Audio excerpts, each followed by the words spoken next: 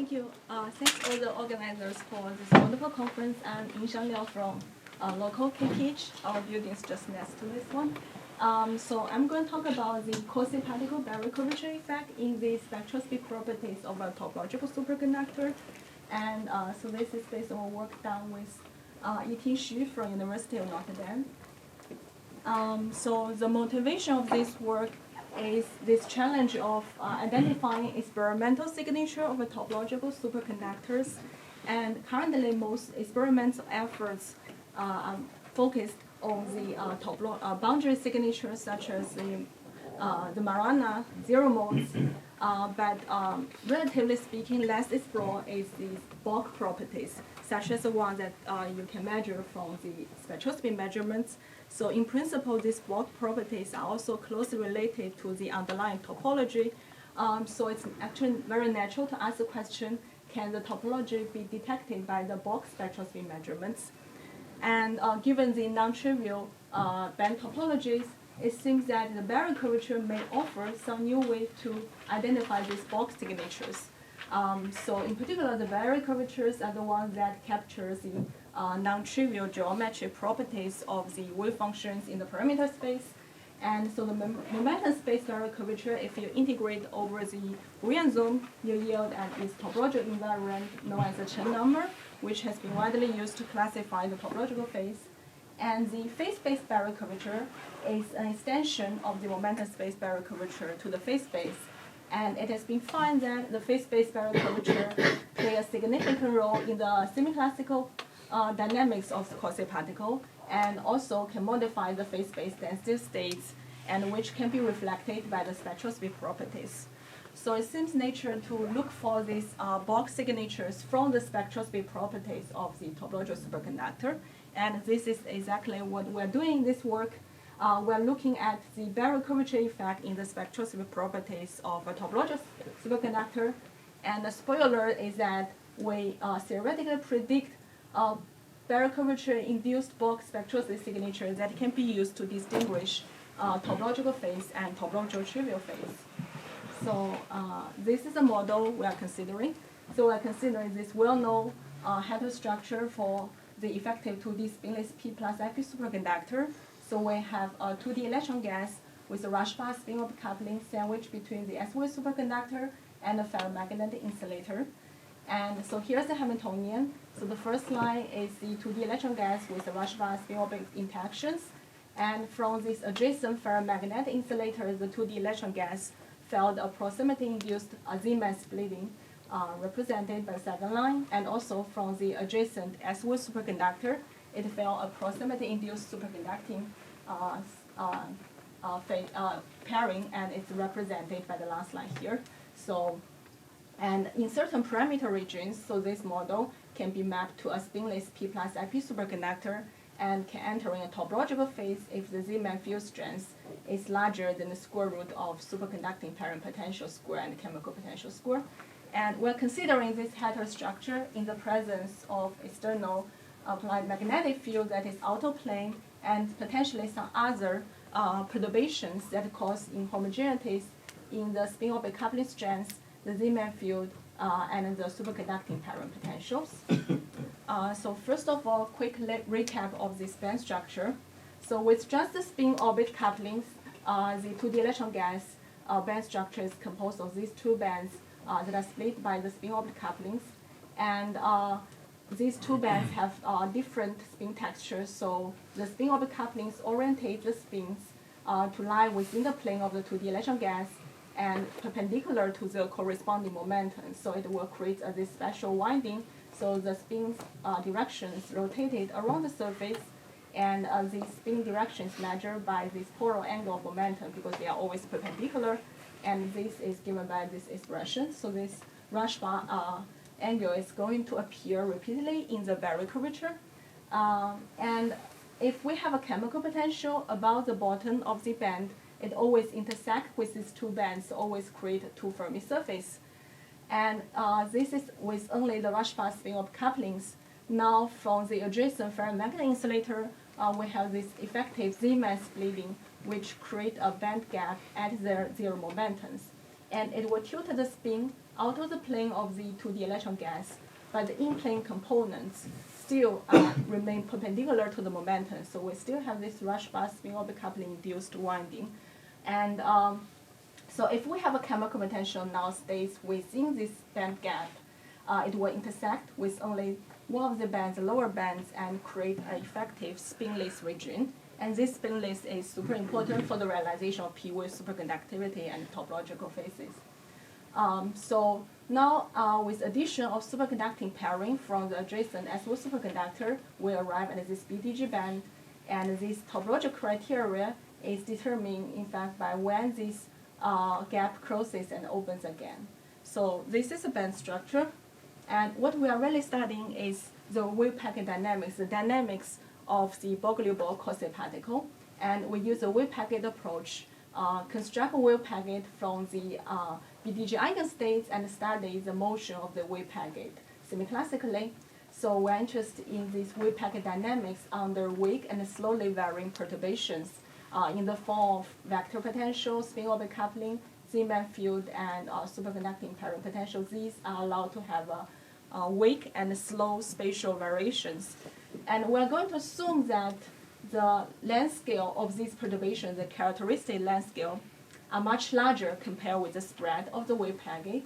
And this allows us to approximate the Hamiltonian felt by the wave packet by this local Hamiltonian, where all these perturbations are set to their value at the center of the wave packet. So this approach has been employed, this wave packet approach has been employed extensively for the Bloch electron crystals, or for the normal spin singlet superconductor without spin-orbit couplings with spin degenerate normal states. So we generalize this method for our heterostructure, the proximity-induced P-wave superconductor.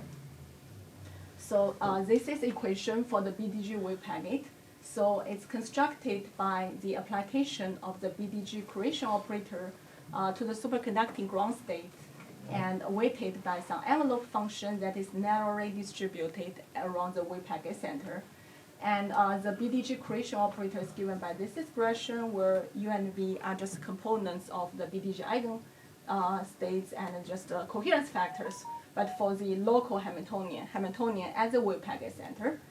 And also, we are using this one-band approximation. We are going to assume that the perturbation is weak enough such that there is no interband transition. The quasiparticle dynamics is confined to a single band. And we're going to focus on this lower energy band. So we're considering the case where the chemical potential intersects with the lower band. So this allows us to focus on the lower band here. And so this is a definition of the Broglie-Ball wave packet, and its center in the momentum space is simply given by this integral over momentum weighted by this envelope function. And the center in the real space is just given by the application of this prediction operator to the wave packet states, which involves a product of the envelope function and BDG eigenstates. So it's composed of these two terms. And this expression, we can rewrite this expression as the sum of these two terms, which now involves the phase of this envelope function, its gradient, and the Berry connection for the BDG eigenstate. So here's a definition of Berry connections for this BDG eigenstates in the momentum space. So this is a wave packet, and we want to study the motion for this wave packet. First look at its Lagrangian, the wave packet average Lagrangians, which is just the expectation value of this operator taken with respect to wave packet states and minus the one taken with respect to the superconducting ground states. And this Lagrangian can be expressed in terms of the wave packet center coordinate. Kc is the momentum space and coordinate for the wave packet, and Rc is the real space center coordinate. And the first term is just the BDG quasiparticle energy, and S is the index for the band. And so if we just look at the first two terms, these represent a standard semi-classical Lagrangian for wave packet. But now we have this additional Berry curvature corrections represented by the last two lines here, where this AK and AR are the momentum space and real space Berry connection. So they serve as a vector potential in the respective space which are the momentum and real space. So here we see again this momentum space Berry connections, and the real space Berry connection, in fact, is composed of three parts. So the first part is the real space analog of the momentum space Berry connection. So it's given by the same expression after replacing the momentum gradient with the real space gradient. So that's the first term. And these two terms are associated with the Lorentzian force of a charged object. So it has a total charge of rho 0 and electrodipole moment of d over 2. And rho 0 and d are just our wave packet average of the total charge and the dipole moment. So these two terms are associated with, yes? So here your wave packets are BDG quasiparticles. Right? Exactly. So then it doesn't really carry a well-defined charge, does it?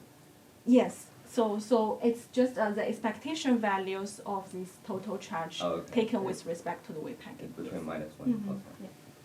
And so we have these two terms in the Lagrangian. So this is just rewritten the Lagrangian with insertions of this Berry connection in the momentum space, and then inserting the explicit expression for the coherence factors. We find two distinct contribution to the Berry connection in the momentum space. So we have the sum of these two terms. So the first term involves the wave packet average of this total charge multiplies the gradient of the phase of the superconducting pairing potential. So here we'll consider a more general case allows the pairing for this proximity-induced superconducting pairing to be on S wave, so to have non-trivial phase for this superconducting pairing potential. And the second term involves the total spins multiplies the gradient of this rush bar angle, or just the polar angle of the momentum. So the first term, therefore, it's related to the gradient of the phase, so it's related to the winding of the superconductor pairing potential, so it's corresponding to the non-trivial geometry of the superconducting pairing. And the second term is related to the rush bar angle, so it enters the Hamiltonian just through the spin orbit coupling rush bar angle. So this phase here enters the Hamiltonian just through this. So we believe it's related to the winding of the rush bar spin orbit coupling angle. So these terms has been identified earlier in this study by Liao and collaborators for these spin singlet superconductors. And so we identified these new terms for our model, which is related to the winding of the rush bar angle. So for this is a momentum space Berry connections, and for the real space, we have a similar contributions. So this is just a real space analog of these terms, and here we have the total charge coupled with the external vector potential, and here we have electrodipole moment coupled with the magnetic field B. But the electrodipole moment also have two similar contributions. One is from the gradient of the pairing potential phase again, so related to the non-trivial winding, and the other is related to the gradient of the rush bar angle. And also, if we set the superconducting pairing potential to 0, you will find this term in the momentum space Berry connection survive, but this term just disappears. So this is from this normal states spin orbit coupling, and this is from the superconducting states spin orbit coupling. So here is the Lagrangian, and from the wave packet Lagrangian, we can study the equation of motion by just taking the variation of the Lagrangian with respect to the coordinates. And now we have this Berry curvature entering the equation of motion. So we have the phase space Berry curvature defined in terms of the Berry connections. The phase space Berry curvature has these following components: the momentum space, the real space, and the mixed components. So the momentum space and real space Berry curvature are just the curve of Berry connection in the corresponding space, and the mixed component now involves the spatial gradient. So omega rk involves the spatial gradient of the momentum space Berry connection minus the momentum gradients of real space Berry connection. So these are the Berry curvature, these different components in the equation of motion. And given this relation between the Berry connection and the Berry curvature, so it's not actually difficult to see we have this new contribution from the rush bar spin orbit couplings. So for the momentum space Berry curvature, we have this new contribution from the spin-orbit couplings in the normal states. And for the momentum space Berry curvature, we have this new contribution from the spin-orbit couplings in the superconducting states. And it enters through this new spin-orbit coupled induced component to this electrodipole moment. So here this D will have two contributions. One is related to the superconducting winding, and one is related to the rush bar. And so we have these new contributions entering from this new component. And the mixed component, similarly, the things in the blue box is from the normal states spin-orbit coupling, and the one in the red box is from the spin-orbit couplings in the superconducting states. And so this is the equation of motion for the general case with the general superconducting pairing. And from now on, I'm going to focus on the rush bar induced effect. So I'm going to go back to the S wave again, setting the phase of the superconducting pairing potential chi to 0, and focusing on these new contributions from the rush bar winding. But before that, one direct consequence of the appearance of Berry connection in the equation of motion is in fact violation of the Liouvillean theorem for the conservation of phase space volume elements. So if we look at the time evolution of the phase space volume elements, as time evolves through after time evolution, or for some times, it will remain unchanged for the canonical equation of motion, because the time derivative is given by the summation of these two terms, which will cancel each other for canonical equation of motion without Berry curvatures. But with these Berry curvature terms in the equation of motion, they will make the equation of motion non-canonical, and these two sums will no longer cancel with each other. So this volume element either expand or compressed after the time evolution. This represents a violation of the Liouvillean theorem for the conservation of the phase space volume element by the Berry curvatures. And a direct physical consequence for this violation of Liouvillean theorem is that we need to introduce a correction to the phase space density states, such that the number of states within this volume element remain unchanged during the time evolution. And this correction to the phase space density states is given in terms of the Berry curvatures. And because we are considering slowly varying space perturbations, so this allows us to do this leading order expansion in terms of spatial gradient. And to the leading order, we just have these two terms entering the correction to the phase space density states up to a non-essential coefficient. And so this is a result discovered in this paper. What we did is simply inserting the expression for the Berry curvature for our new system.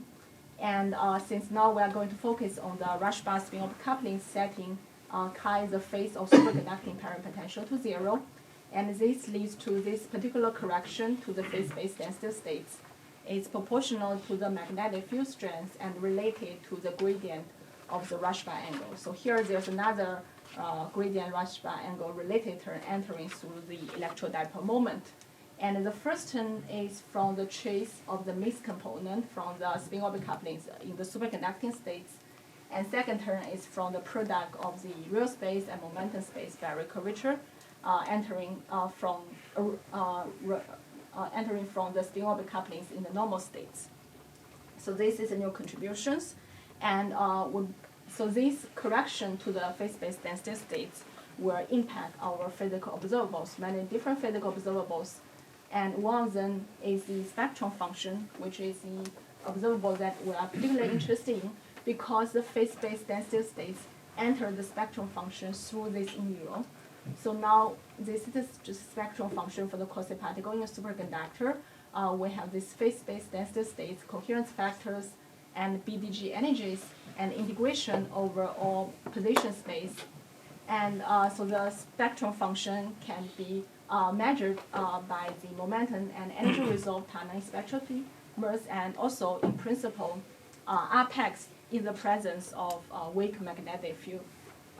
So we want to study the Berry curvature correction to the spectrum function, since the Berry curvature effect will give rise to a correction to the density states, phase space density states. So it's natural to expect that it will give rise to a correction to the spectrum function. So here's the spectrum function. The left panel shows the spectrum function for the unperturbed system, a homogeneous system without any external perturbation, without application of magnetic field. So this we compute by simply setting the phase-space density state to 1. And we also compare two cases, one in the topological phase, one in the topological trivial case. They correspond to different Zeeman field. All the other model parameters are set the same.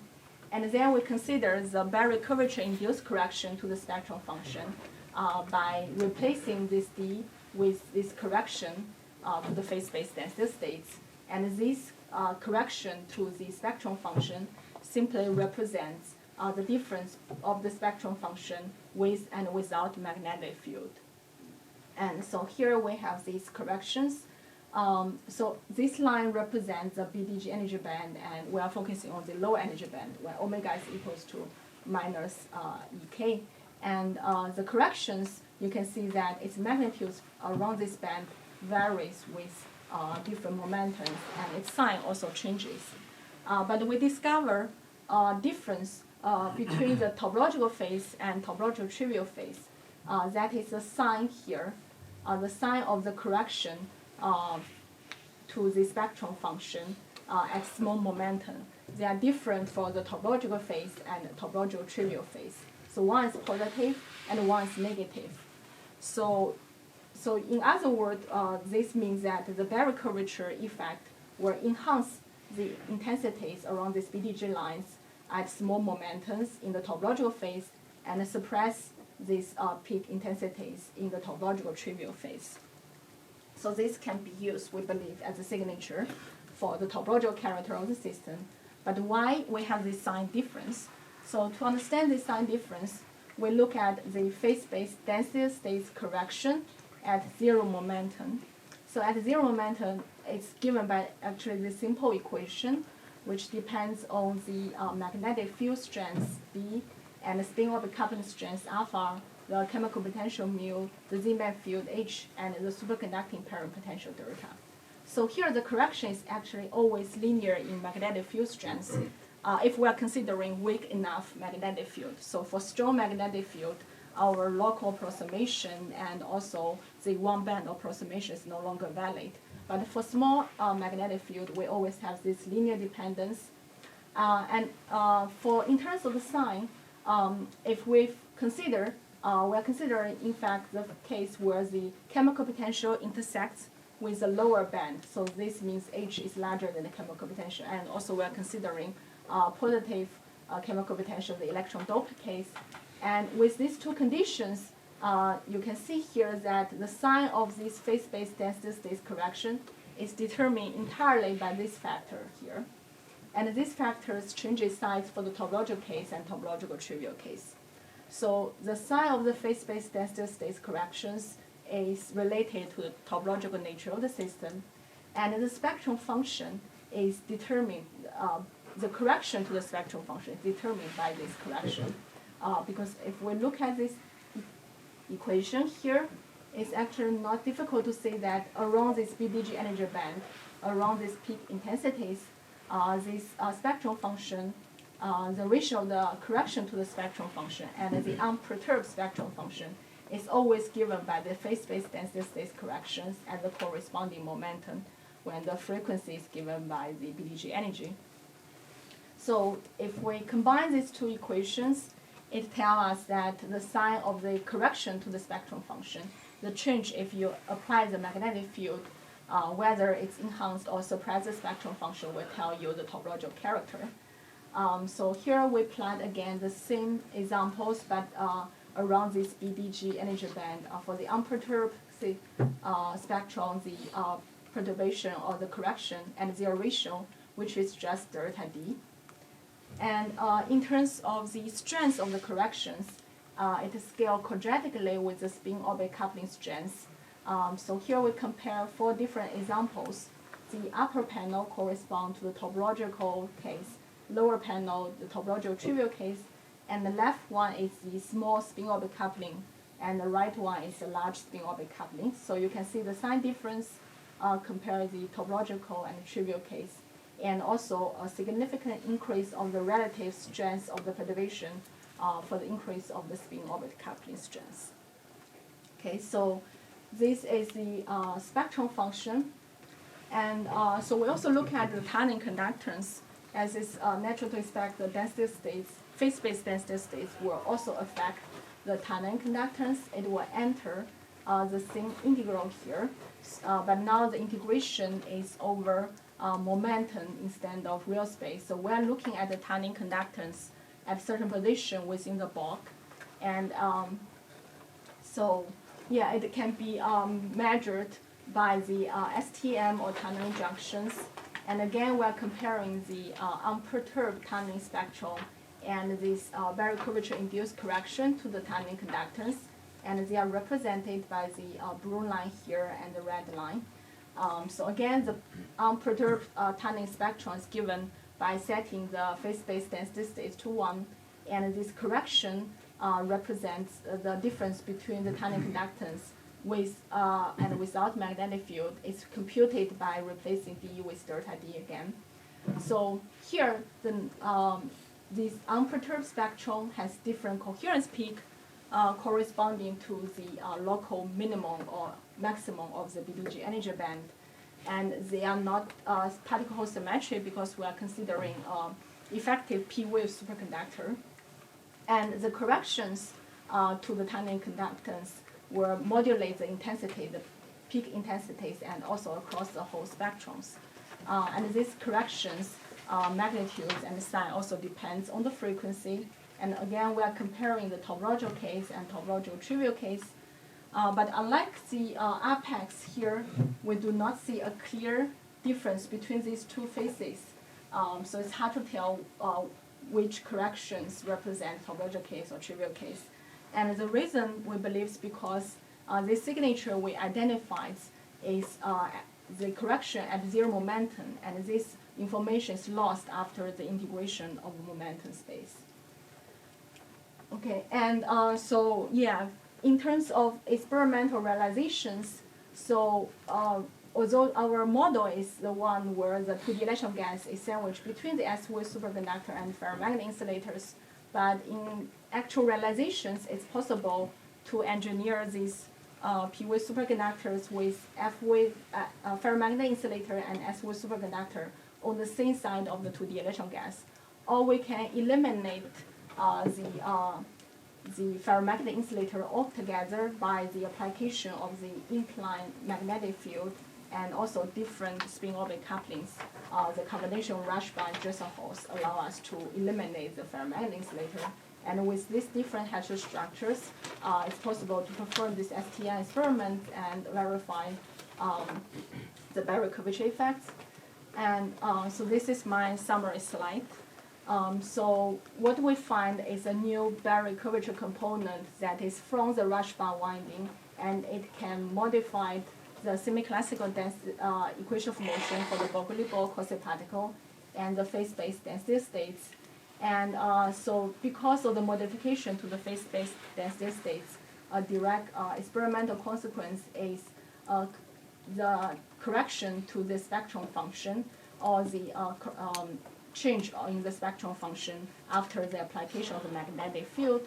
And this sign difference of the spectrum function at small momentum can be used to distinguish the topological phase and topological trivial phase.